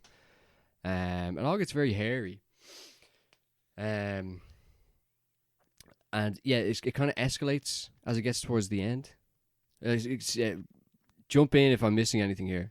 I'm just going to jump to where... Honestly, I'm not going to lie. The last like 45 there's a lot of this sex. movie is fucking a blur. Like I don't know there's a when. serious amount of sex. I don't know what happens when, but there's a lot of fucking and there's a lot of like threats of violence. There's constant, like, there's like fucking 5-minute long sex scenes. It's the most... It's the most sex I've ever seen in a David Lynch thing. Oh yeah, 100%, yeah. It's the most sex I've seen in any movie ever. This movie did not like. This movie kind of vaguely reminded me of Crash, kind of weirdly. I don't know why. No, I think that makes perfect sense. Does that make sense? I to think you? that makes perfect sense to me. Yeah, definitely. But yeah, there's a huge amount of sex, a lot of threats of violence, and you know, it's like fucking psychoanalysis or whatever. You fucking put 2 and 2 together. What do you think? I don't know what I think. That's up for you to decide. Some Lacanian bullshit. I only read half that Shizak essay, so not even half. About 5 pages. Fucking 5 pages, Jesus Christ. Yeah, no, there's a lot of sex, a lot of violence. Anyway, there's a point where Pete comes over and he's trying. He ends up basically he gets in a little tussle with. Yeah, with Alice is Alice's lover. Yeah, Alice is like, I have a friend that I met at the Rocks or something like that, which is the same thing that Renee had said to Bill Pullman earlier at the start of the movie. Good catch. That I have a friend in the Rocks and he introduced me to this job. And I'm like, what is this job? What are you talking about? And Pete is like, pornos. You're talking about pornos. And he's like, it wasn't pornos as far as aware. It was just like jobs or whatever. So he's like, yeah, fine, cool. I'll be part of this. We can rob this dude and we can take his money. We can bail. We can go live our lives together. And yeah, then he goes to the gaff and he gets into the tussle. And that's pretty cool. It is pretty.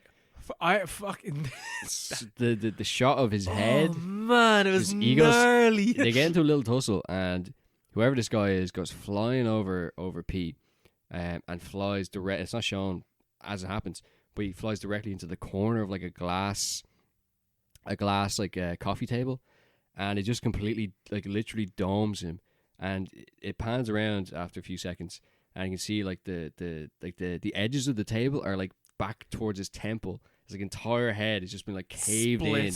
Yeah, it's so pretty cool. It is pretty cool. It's pretty cool. I was like, that's so fucking disgusting. Yeah. But that's pretty cool. That's pretty cool. But yeah, and then loads of other fucking weird shit happens, and there's like then the old Renee comes back into it. Yeah. So then they're like, okay, right, we're gonna bail here. I have a spot where we can. I have friends that can like get us sorted, and they go off to this cabin that's out in the desert, which is the same cabin that Bill Pullman saw just before he turned into Pete. Mm-hmm.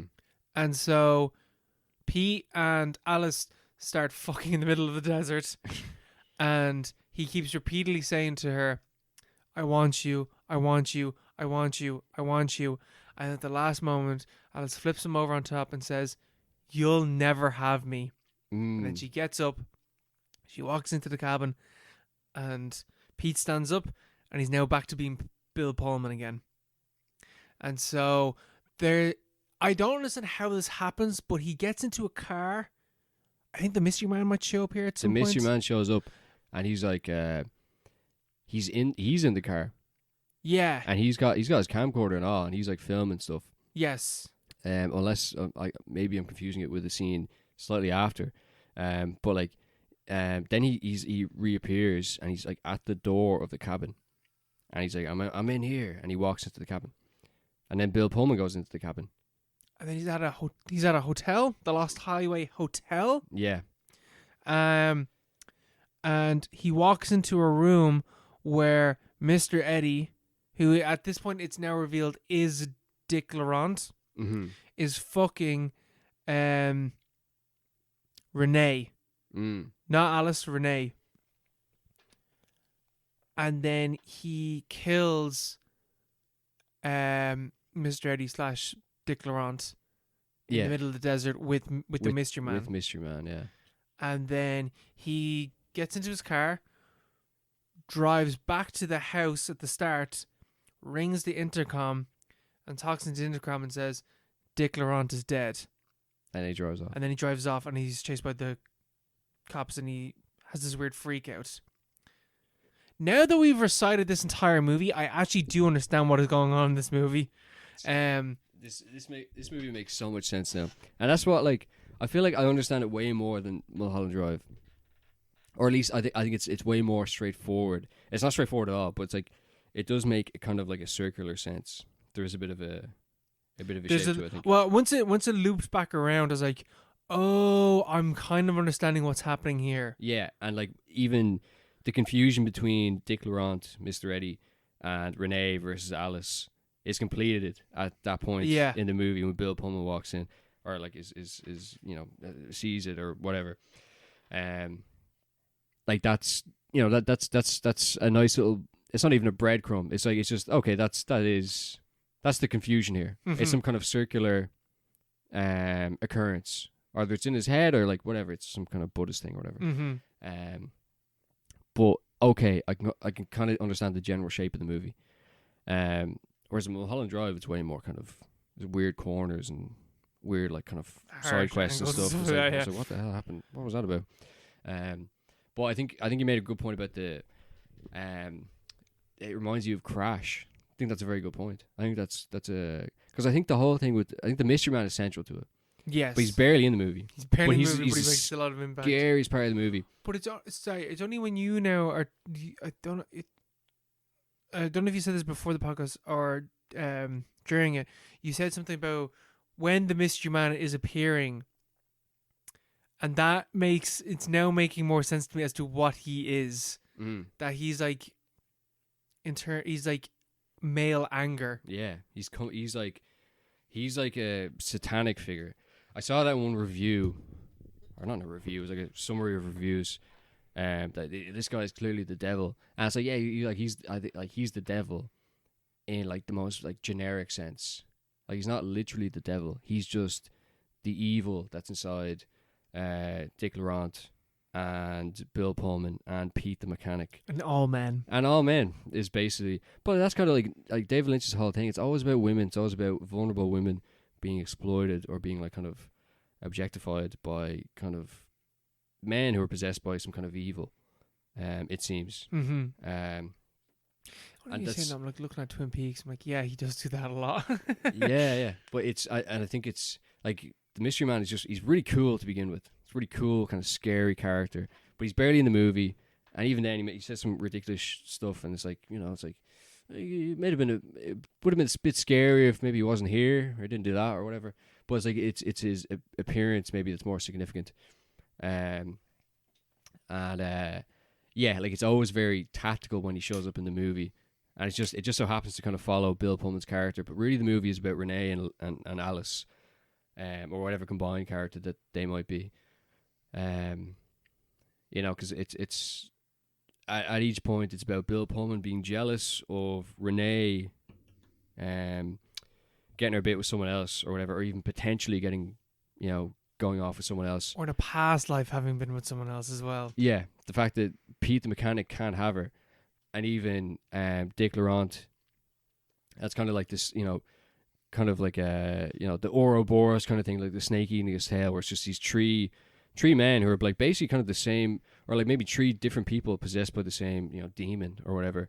Or Dick Laurent is just, he's just a completely like exploitive scumbag who's doing all this weird Epstein shit off on the side. That's only kind of like, it's not like vaguely alluded to, like it's shown, but like it's not a central part of the story of the film.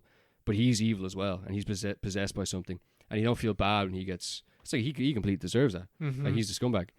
But the entire time, it's always Alice or Renee that's being victimized or exploited by these men, and they only ever see her as a means to an end. As like, I need to have this. Yeah. Not as. But like, she says, "You'll never have me." Yeah. You'll never get her. Yeah, because even when it loops towards the end, it has the bit where it's shown like, yes, her old work was that she was she was a porn star or worked in porn, and that being one of the things that drives all the men fucking insane, being like, I can see the footage of her being with someone else, and that driving them fucking insane. Yeah. It's like I need to like control someone else. Yeah. Or control like a woman or whatever.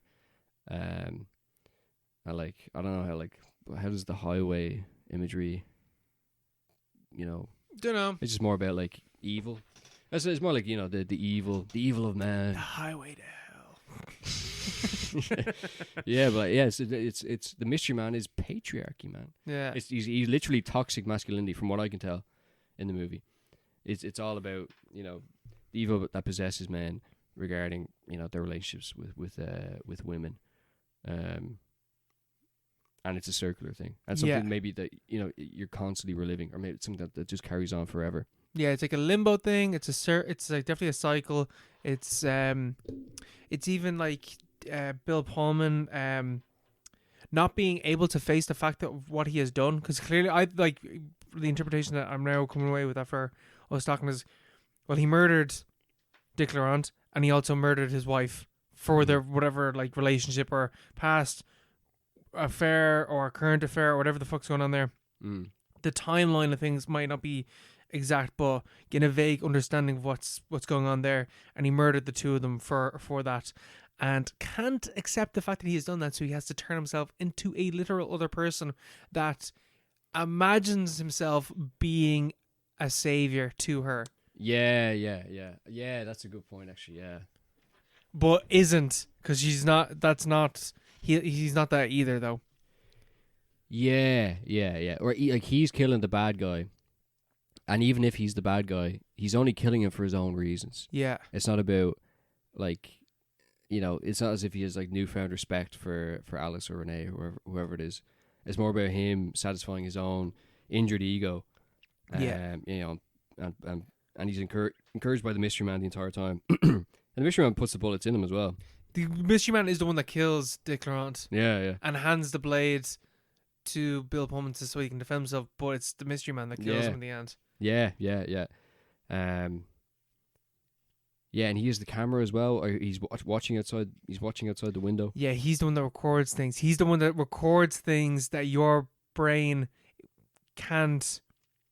It's a thing that like he's Bill Pullman says. Yeah. Like he's recording reality. He's recording what's actually happening. If you're looking at this footage, you can't ignore your subjective memory of what it was. This is the fact of what happened. Yeah. So it definitely makes sense, I think. Yeah. But the whole thing, I think it makes it even cooler. Maybe in a kind of a oblique way, where like the scene where he's talking, it's like, oh, I'm in your house, call the phone, and the phone's like him just fucking calling his aide or whatever. Yeah, like who's home? It's like it's the Mystery Man. It's your worst self, and I'm in the gaff. Yeah, and I can see what's going on, even if you aren't exactly aware of of maybe what's coming or what's bubbling up inside of you, or something like that. But it's pretty scary like that. Man. It's good. It's very good. Yeah, this is definitely. But the more I talk about it, the more I like it. Yeah, same. I was so confused when I watched it. Same. It's only when we're talking about it now. I'm like, oh, like being able to piece some of the parts together. I'm like, man, like, and then the experience of watching it is like so disorientating and weird in a way that like only David Lynch could ever do. Yeah. Like David Lynch is one of a kind. I don't think anyone else could have done what he did throughout his filmography. He's the GOAT. He's the GOAT. And all of his movies are like this as well. Like he has like obviously his handful of movies. I have always wanted to watch Inland Empire, but I'm like, 3 hours of being probably completely lost. If The Lighthouse did an intermission for that, I would definitely go see it. But they won't. They definitely won't. 3 hours. You need an intermission for 3 hours. Honestly. The Brutalist is like 3.5, and they give an intermission for that. So like, come on. Yeah, come on. But no, I love it. What made me understand this movie slightly more is that I think this movie is also very similar to Mulholland Drive in the sense that it's someone trapped in a cycle, not being able to come to terms with what they have done. There's gangsters, there's weird mythical figures in it. There's a phone ringing. There's all the this phone stuff. Is so cool. The phone, yeah, because the phone Such rings when he goes motif. to ring home, and the phone rings, and 3 different phones are shown, and I don't know what the fuck that meant. Yeah, maybe I don't know if I watched it again now. I'm like, as you were saying, the 3 different men. Yeah, is that what it is? It's the phone ringing in Dick Laurent's house, is a Pete's house, and then there's his own gaff. I don't know. That's just me speculating now because I'm the id, the ego, the super ego. Maybe is that a trifecta? I don't even know. Maybe there's the Holy 4. Trinity. Yeah, it's Mother, the Father, the Son, the Holy Spirit. Yeah, I don't know. Like it's yeah. Even just the term "lost highway," that's such an interesting. Yeah, it's so evocative. It's like, how can you be lost in a highway? I don't know how that can happen. That's such a good point. Yeah, the lost highway. Yeah, it just goes nowhere. The imagery is like where it's like I love the fact that at the end when like is that the end where they're like skating off into the distance. Yes. And it's like it's panning around the desert. Yes. but like the car's going at full speed. Because in most movies, it's like the cars go like really, really slowly, and then the camera just kind of like moves quickly as they go past, and it's get the illusion of speed. These cars are like pelting it. And you can you can feel the velocity, and then it cuts to like the kind of the first person view, GTA lingo. The first person view of the car, the bonnet of the car, on the bonnet, and it's just the road. Which is the end credits is the exact same as the opening credits. Yeah. The exact same shot. So it's like the entire movie just loops back around. Yeah. It's like the feeling of speed, and it's just like a line that just goes into the dark. You don't know where it goes. It's a lost highway. That probably is something about it, like just driving in. I don't know. Yeah, the American deserts, highways, just like you're just driving in pitch dark. You're just following a road. Yeah. Just no idea what's about to come up in front of you. Yeah. What's going to come out of the dark? The mystery man. Yeah. Oh man, man, we've met before. Man, David Lynch. God damn, fucking hell. This movie. I like this movie more now that we've talked about it. Yeah, same. Yeah. Right. What a banger. What a banger. Blue Velvet from the February 15th. Mulholland Drive, March 8th. Blue Velvet's a movie that I'd need to rewatch because I remember that was one of the first David Lynch movies I ever watched, and I didn't really know anything about David Lynch, and I feel like I'd like that movie a lot more now, having understood a good bit more about Mr. Lynch. Yeah, no, they got 4 showings. 3 of them are already sold out.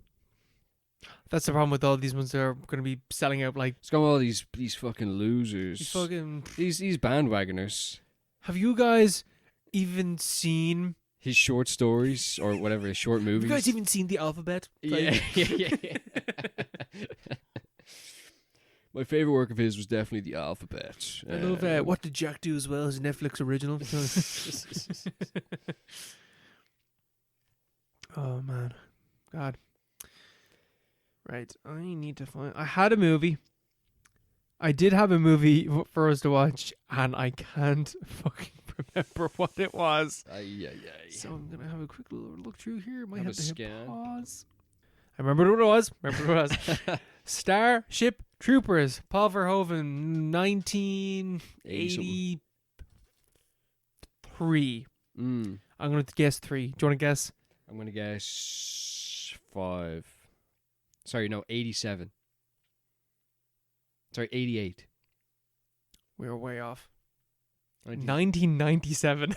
Really? This movie's well into the 90s. I could have sworn this was an 80s movie. I would have thought this was 80s as well. Although I am in my own head, I'm like, how the fuck Owen could have been 1982, whatever I said. Could this be pre-RoboCop?